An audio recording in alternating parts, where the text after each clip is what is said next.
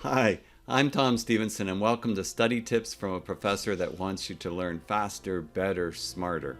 Today we're going to be looking at the multiple choice test. A lot of people really like multiple choice, and a lot of people really don't like multiple choice from what I've seen with regards to students.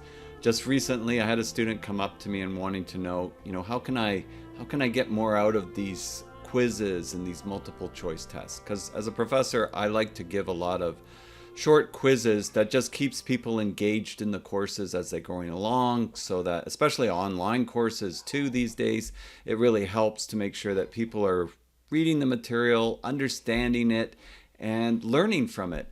And in my experience, multiple choice tests are very helpful. Repetition is your friend. The aspect that you can ask a lot of multiple choice questions on a particular topic is helpful. And the more you do it, the better you understand the material. Now, there's different qualities of multiple choice tests, I would say. If it's just memory, it's okay, but it's not really going to sink in. There's a difference between knowing something and really understanding it, really understanding the first principles. Some of my colleagues would argue that you can't get as deep with multiple choice questions. But one of the big advantages is you can cover a lot of breadth. And as I'll show with a couple of examples, you can actually get people really thinking on things and requiring to do quite a few things to be able to understand a concept in just one multiple choice question.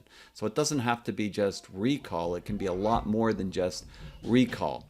And the other thing that multiple choice tests and quizzes do is it helps to prepare you for the test because there's so much breadth and it covers so much material. It's not just limited to a few short answer question. It covers a lot of things.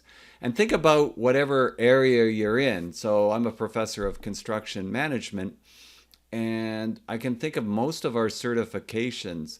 In Canada, we have something called Gold Seal, but Project Management Professional, PMP, a global certification designation program, is multiple choice. And I was just thinking on doing this little exercise for this YouTube video, and I was recalling how I did the PMP a few years back when I was on sabbatical, and I used, this was the Rita Macaulay's PMP exam prep, which was really excellent. But I was thinking about the thousands of multiple choice questions that are in particular book, like page after page of multiple choice.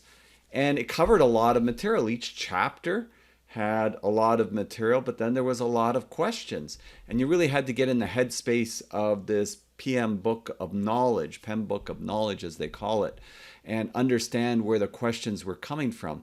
Not only that, they were very tough questions, these certification questions. So you have to understand that multiple choice is the most correct answer. It doesn't mean the other answers are necessarily wrong, but one of them is more right than others. And so that understanding, what kind of test am I taking and how hard is it going to be? I found that really on the border, like the questions were really tough, and it represented what the real certification was, which is what you want. If you're going to get practice questions, you don't want them to be really easy and then the certification is really hard. So I found actually those questions were probably just a little bit slightly harder than the actual certification questions.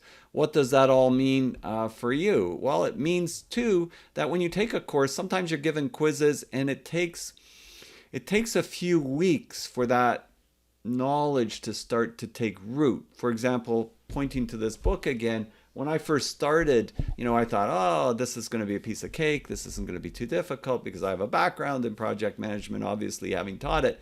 But because I had certain ways of doing things, I had to unlearn a few things to learn their concepts exactly for the certification. So that's what I kind of tell people is to put yourself in your teacher's shoes, your professor's shoes. Where are they coming from? What is their thoughts when they're presenting material? What way are they presenting it? And how might they test me on it? And that can be helpful when you're kind of thinking about you're them and how would they write this particular test. It helps to better prepare you. Is this going to be a really tough test? Not so tough a test? If they have quizzes, are their midterms and finals similar? And if they are, well, then those quizzes are really prepping you good for those midterm and final tests. And I know a little something about writing multiple choice questions. I've written 2 textbooks, and I follow that philosophy too. I have a lot of questions in the book. So if you have a course and your teacher's assigned a book and it has questions in it, figure out, are they telling you to try those questions? Are there answers that you can look at? Because that can be really helpful in you preparing for it. Again, you got to kind of read the teacher. Some teachers, they'll refer a book and not use it that much. But if your teacher is really using it, then that's probably going to be really helpful to practice those questions, because it's going to start to really take root and it's going to stick. Doing it a little bit over time, week by week. Don't wait till the end and then try to learn them all. A bit by bit, a little bit of staggered learning, so it's not cramming it all into one. And if you can get quick feedback, meaning that you've got the answers, like in this and my other book, that you can get the answers in, or the PMP book, that's really helpful, because the quicker you learn something, you get feedback as to whether it's right or wrong, the better. As I said, I'm a professor of construction project management. And in project management terms, we're really looking at ways to increase the rate of learning.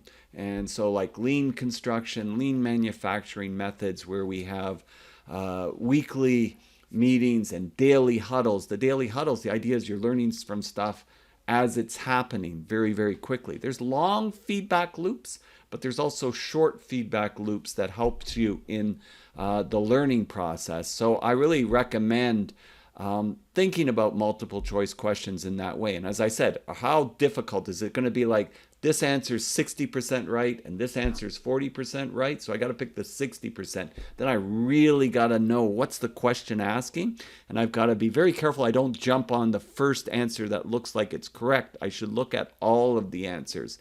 So you take your time with that and make sure that you've read through all of the answer and you're picking the most correct. Some teachers will use, both B and C and all of the above and none of the above. Even myself, I still have some questions like that. The best questions are ones where it's one unique answer is correct. The other ones that are, they call them distractors, the other answers are very close. And like I said, some cases it could be like 20% right, but this other one, it's like, all the time right. So you pick the one that's all the time right. Also beware if the teacher uses not. Which one of these is not an example of? For some reason, a lot of students, their brain, that goes right by the not, and they go, which is an example of? And they pick the first one that they see is correct. So make sure you've thoroughly read the question. And what is it trying to get at? And do I fully grasp that information? That can be really helpful for you as well. But doing lots of questions, and even if you don't, you might be sitting there saying, well, that's just great. I've got a textbook that doesn't have any multiple choice questions, or it's just slides. Well, try writing some questions yourself. Try writing some multiple choice questions yourself. What would I ask on this? And write it. And by doing that, you're actually formulating how the questions might come out. You're starting to think about that, and it's like you're trying to teach somebody else something when you're doing that.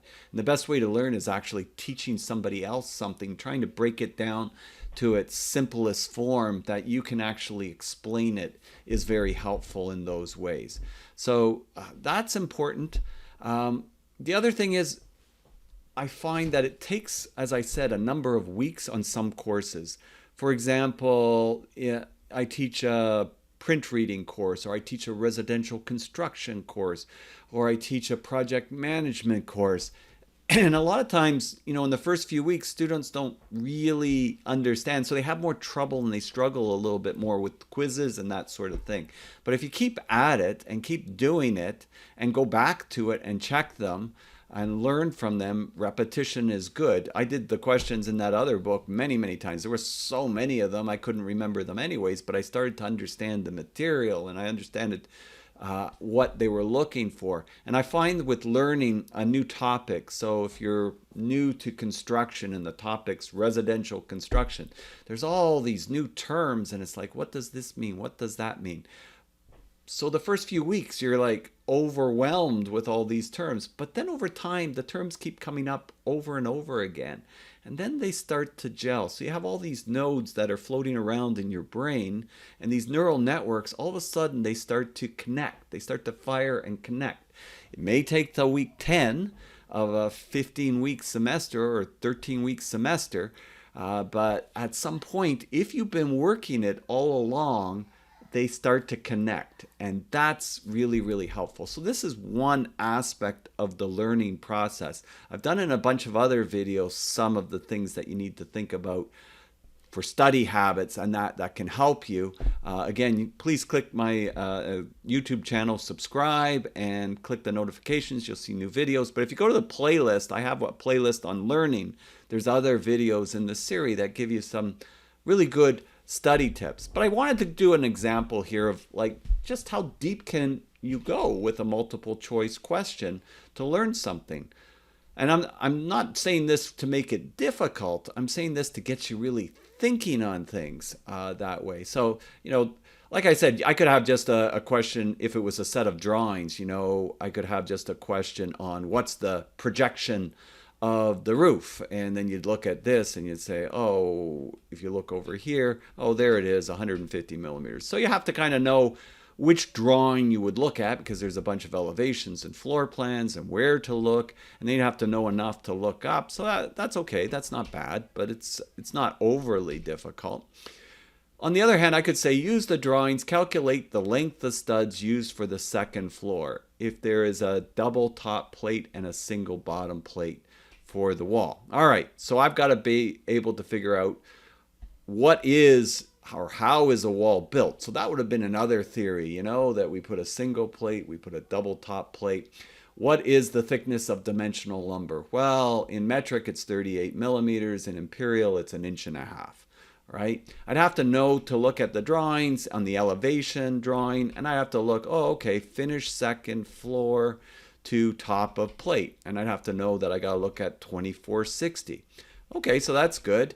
I just said the second floor there's a double and a single top plate, so that means there's 3 plates.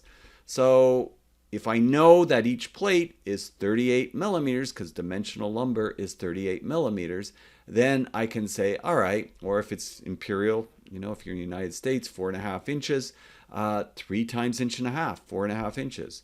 So I would deduct that off my length. So in this case, I've got 2460, and I would deduct 114 from that. And my correct answer, if I deduct 114 from that, would be 2346, right? So I deduct 114, and that would give me 2346.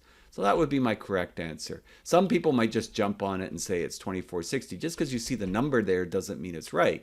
Did I read the question right? What does it want? Oh, it wants the length of the studs. It's not saying the height of the wall. If it said the height of the wall, 2460. So this is making you do a bunch of things. The next question even makes you do more things.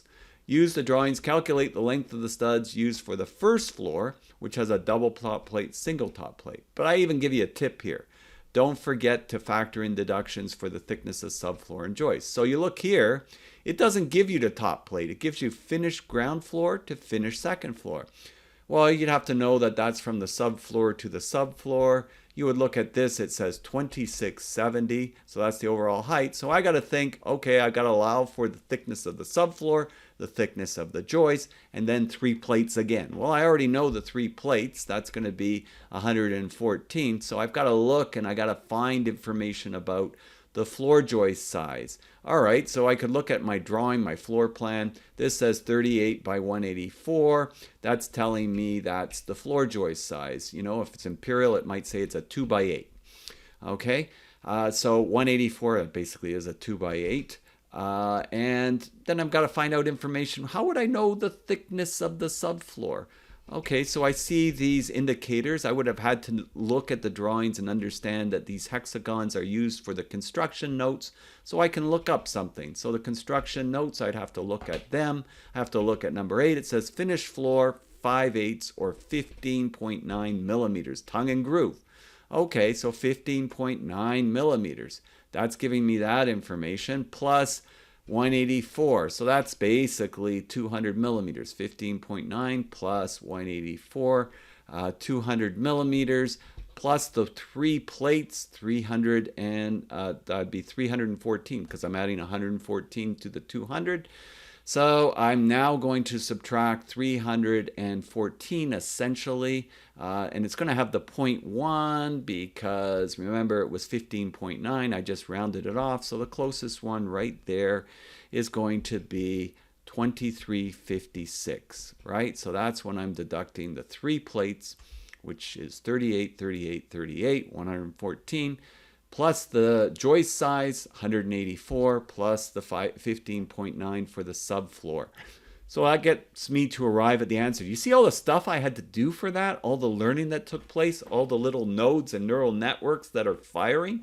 That's why it takes a while. But that's also why learning with multiple choice and doing lots of them and looking at things from different perspectives can be really, really helpful in your process. And it may take you a number of weeks before this gets to sink in.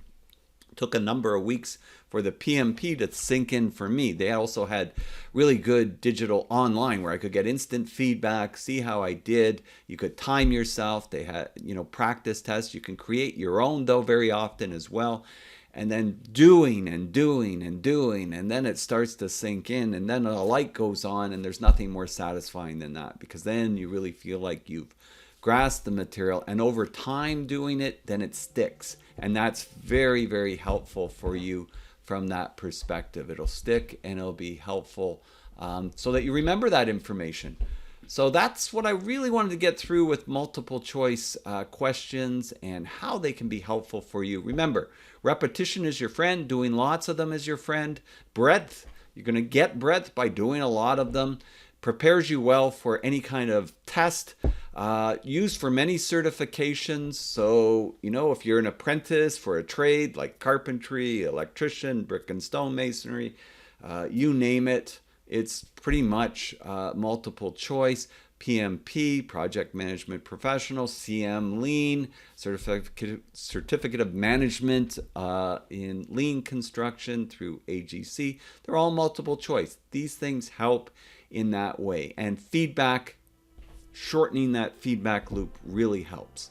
And don't forget, think from your teacher's perspective, what level of difficulty they're going to be maybe going for on this. That can be helpful. And have patience. It will take time for it all to sink in. So I'm Tom Stephenson, wishing you a wonderful day. If you like this video, click the like or leave a comment. Maybe you've got some experiences of your own you want to add to the community. Have a wonderful day, and we'll see you next time. Bye for now.